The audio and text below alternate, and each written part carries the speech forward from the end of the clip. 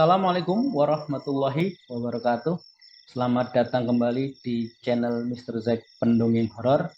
Pada kesempatan malam hari ini, Mr. Zack Pendongeng Horor ingin bercerita tentang penampakan seram atau hantu di pool kendaraan. Tetapi seperti biasa, sebelum kita ke cerita, Mr. Zack ingin mengucapkan banyak-banyak terima kasih kepada teman-teman yang sudah sudi mendengarkan, sudah sudi mengklik, men-share, men-like, komen, dan subscribe. Hal jazaul ihsani illal ihsan. Tidak ada balasan atas kebaikan kecuali kebaikan itu sendiri. Bagi kawan-kawan yang sudah berbuat baik, semoga oleh Allah dibalas kebaikannya dengan kebaikan yang lebih baik lagi. Dan bagi kawan-kawan yang mendengarkan tapi belum subscribe, mohon untuk segera subscribe supaya Mr. Zack Pendongeng Horor lebih bersemangat lagi dalam membuat konten-konten terbaru yang memuaskan rasa haus horor, rasa dahaga horor teman-teman sekalian. Oke, kita ke cerita. Cerita ini terjadi sekitar tahun 2006 atau 2007. Dialami oleh seorang kawan. Kita samarkan saja namanya menjadi Mas Udi. Nah, Mas Udi ini adalah seorang karyawan di sebuah instansi di mana menurut Mr. Zack Pendongeng Horor tidak perlu ya kita sebutkan detail instansi mana. Instansi ini ada di sebuah kota di Jawa Timur. Tahun 2006-2007 Mas Udi ini mendapat tugas dari kantornya untuk mengikuti suatu kegiatan kantornya di luar kota atau di wilayah lain. Sesudah mengikuti kegiatan kerja tersebut ya 2 atau 3 hari, pulanglah Mas Udi ini dengan menggunakan kendaraan umum. Hanya saja oleh pihak kantor difasilitasi penjemputan dari lokasi kendaraan umum tersebut menuju ke rumah. Singkat cerita, setelah sampai di bandara, Mas Udi ini dijemput oleh seorang driver, sebut saja namanya Pak Eko. Mas Udi ini ketika pulang dia membawa banyak sekali barang, termasuk adalah dokumen-dokumen untuk menyusun laporan pekerjaannya. Tahun segitu data itu masih banyak dengan kertas ya, tidak saat ini dengan Google Drive atau apa namanya flash disk. Setelah barang dinaikkan ke kendaraan dinas, pulanglah ya Mas Udi ini dengan diantar oleh Pak Eko menuju ke rumahnya Mas Udi. Tapi karena perut lapar, jadi mampirlah dulu ke depot makan, ke rumah makan. Setelah selesai makan, merokok, ngobrol dan sebagainya, pulanglah Mas Udi ini ke rumahnya. Pengen untuk segera istirahat. Mengingat tadi kan rapat koordinasi, rapat kerja, perjalanan dinas. Ini mau istirahat. Sampai di rumah, karena ingin istirahat, buru-buru itu mengeluarkan barang-barangnya itu. Dokumen, ada map, ada amplop, ada kertas. Setelah selesai menurunkan, maka Pak Edo, si driver ini pulang. Di rumah Mas Udi ini seperti biasa kan ganti baju. Dia sudah bikin kopi, sudah mau istirahat. Tiba-tiba dia teringat besok pagi ada suatu laporan pendahuluan yang harus dilaporkan. Nggak jadi tidur nih Mas Udi ini. Bangun, kemudian menyalakan komputernya. Ketika sudah berniat membuat laporan, carilah data-data untuk membuat laporan. Dicari dari barang-barang dan dokumen yang tadi dibawa pulang tadi, kok tidak ada. Kertas kerjanya tidak ada. Dicari apa terselip atau apa. Kemungkinan kalau tidak ada berarti kan terbawa di mobil. Mas Udi telepon Pak Edo. Pak Edo, siapa tuh masih dekat gitu. Aduh, masih dekat atau sudah pulang.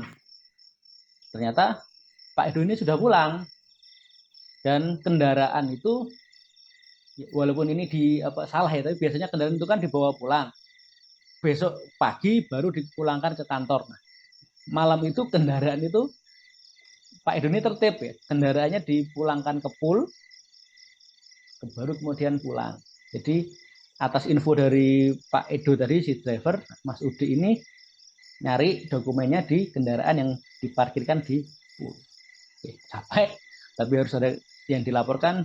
Ya, ambil sepeda motor, datanglah ke kantor, datang ke kantor untuk mengambil barang atau dokumen kerja yang tertinggal tadi. Sampai ke kantor, karena sudah larut ya, sudah larut malam, security kan sudah kenal juga. Mas Udi ini mengatakan bahwa ada barang yang tertinggal di mobil dinas. Security juga sudah tahu, karena tadi kan security yang membukakan pintu kan untuk mobil yang keluar masuk kendaraan. Hanya saja kalau siang hari itu pool itu ada semacam gerbang yang bisa langsung menuju ke jalan raya. Nah, karena malam hari itu gerbang itu ditutup. Jadi untuk menuju pool itu harus melewati suatu lorong kecil yang memang kendaraan itu tidak bisa lewat, hanya bisa jalan kaki. Untuk keamanan kendaraan yang ada di pool, malam hari itu semua kendaraan itu taruh di pool, dan pool itu dikunci. Kalau untuk patroli ada jalan kecil di samping kantor seperti lorong gitu, dari kantor menuju ke pool. Setelah izin diberikan kunci oleh security, karena itu dari jalan kecil, maka kendaraan atau motornya Mas Udi ini ditaruh di tempat parkir di dekatnya pos security. Jalanlah ya Mas Udi ini ke pool kendaraan. Gelap, nah memang malam hari. Di pool kendaraan itu banyak kendaraan yang aktif maupun kendaraan yang sudah tidak aktif ya. Ada mobil dinas, motor dinas, ada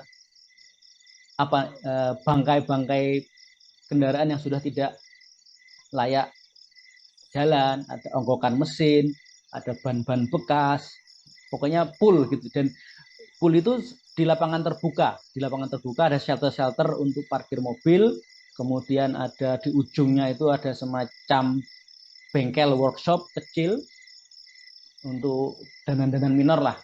Dan di dekat bengkel kecil itu tumpukan ban-ban bekas, onggokan-onggokan mesin-mesin yang sudah tidak terpakai, bangkai-bangkai mobil, bodi mobil rusak dan sebagainya. Janganlah Mas Budi ini ke pool. Dicari mobilnya yang mana, karena mobil dinas itu kan seragam ya, sama semua. Dicari yang mana, tadi plat nomornya yang ini, info dari Pak Edo tadi. Mobilnya sama semua kan, kalau mobil dinas itu cari mobilnya ini bukan, mobil ini bukan. Ternyata mobil yang tadi dibawa itu ada di ujung, di dekat kantor atau bengkel workshop kecil. Karena tadi sudah izin dan sudah dipinjami kunci oleh security, dibukalah pintu mobil. Bang Thomas Udi ini menyalakan lampu mobil, lampu kabin maksudnya, untuk melihat di mana gitu. Tadi perasaan ditaruh di jok tengah, segala macam dokumen, bendel, map, cari, tidak ada. Cari lagi ke bawah, ternyata jatuh di lantai. Sedang mengambil dokumen tersebut, Mas Udi ini mencium bau wangi, tapi apa ya? Kalau orang Jawa bilangnya langu gitu, bau wangi tapi juga nggak enak tapi wangi, kayak bau-bau langu.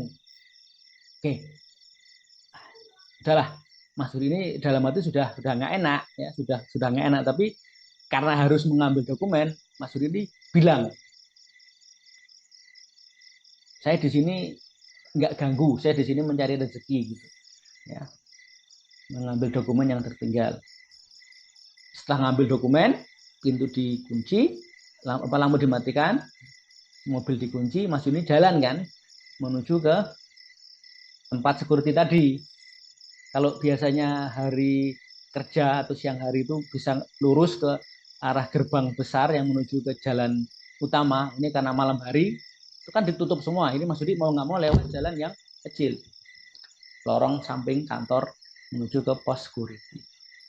Menuju ke sana tercium lagi bau yang nggak enak, tapi wangi. Gimana? Saya susah susah menjelaskan. Bau wangi tapi nggak enak, bau langu. Mungkin teman-teman pernah, mohon maaf, pernah melayat ke orang yang meninggal tapi bau wangi, tapi juga bau nggak enak gitu ya, kayak bau antara bau keringat tapi bau wangi gitu. Jalanlah dia, jalan begitu belok menuju ke pos security di lorong yang temaram itu karena lampunya sedikit. Mas Udi ini melihat sesosok makhluk gitu ya, sosok makhluk di depan gitu. Walaupun gelap kan, mata manusia masih bisa bisa melihat kan mana yang gelap tembus, mana yang gelap nggak tembus. Waduh, merinding semua, sudah lemas Mas Udi, lemas merinding melihat makhluk putih, rambutnya panjang dengan tawa yang teman-teman sudah tahu lah ya, itu kuntilanak. Waduh, ini dada kata Mas Udi sudah deg-degan. Dia baca-baca apapun yang dia bisa ya, dari mulai selawat Nabi sampai ayat-ayat pendek dia baca. Nggak pergi-pergi juga, tapi karena gimana ya, ya namanya orang kepepet kadang juga nekat gitu, harus segera pulang untuk membuat laporan ini. Terakhir Mas Udik membaca doa-doa, larilah dia, lari di lorong itu, lari nembus si makhluk itu. Kata Mas Udik, ketika dia nembus itu seperti terhempas angin gitu ya, kayak ada angin. Mungkin kalau kita berdiri di dekat kipas angin atau berdiri di AC itu ada seperti hembusan angin. Mas Duk lari dengan wah ngos-ngosan gitu, udah keringat sudah sejagung-jagung, sampailah ke pos security. Si security sepertinya sudah paham gitu ya apa yang terjadi. Dah silakan duduk ya, kemudian ditenangkan. Kemudian Mas Dudi ini cerita bahwa di pool tadi diperlihatkan oleh kuntilanak gitu. Nah, security-nya cerita kalau memang di pool tersebut itu memang banyak yang menghuni, apalagi di pool itu kan banyak kendaraan-kendaraan yang sudah tidak terpakai. Boleh dibilang seperti bangkai, ada bangkai bis, bangkai bodi mobil yang rusak, ban-ban bekas, mesin-mesin besi-besi tua. Nah, siapa tahu di mesin itu dulu pernah ada bekas kecelakaan atau ada darah yang menempel di situ sampai kering, kan kita tidak tahu. Jadi security cerita kalau setiap malam patroli ya, lewat situ memang ada hal-hal yang tidak enak. Kalau security baru atau orang baru yang baru pertama kali ke pool pada malam hari itu biasanya akan ditampakkan. Jadi menurut si security itu seperti sebuah perkenalan. Kalau sudah ditampaki gitu malam kedua malam ketiga biasanya enggak, karena Mas Udi ini baru pertama kan, berarti dia ditampaki oleh penghuni. Di security cerita waktu awal-awal dia bekerja di situ, patroli mobil itu klakson sendiri. Padahal kan kunci dipegang ditaruh di pos satpam. Kalau enggak lampu mobil itu ngedem sendiri, ngedem apa lampu tembak. Atau di workshop menurut satpam yang lain, seperti yang lain, di workshop itu ada suara-suara orang yang bekerja di dalam workshop. Jadi memang terkenal angker gitu ya. Bahkan kalau malam hari ke situ, security itu merasa hal yang nggak nyaman kalau ke situ, merasa takut kayak ada yang mengawasi, kalau ada seperti ada yang melihat atau mengawasi ketika patroli. Oke, demikian cerita pada malam hari ini. Sebelum Mr. Zack pendongeng horor undur diri, seperti biasa Mr. Zack ingin mengucapkan banyak terima kasih untuk teman-teman yang sudah beratensi, dan bagi teman-teman yang belum subscribe, mohon di subscribe supaya Mr. Zack pendongeng horor lebih bersemangat lagi dalam membuat konten-konten horor yang akan memuaskan dahaga horor teman-teman sekalian. Mr. Zack undur diri. Wassalamualaikum warahmatullahi wabarakatuh.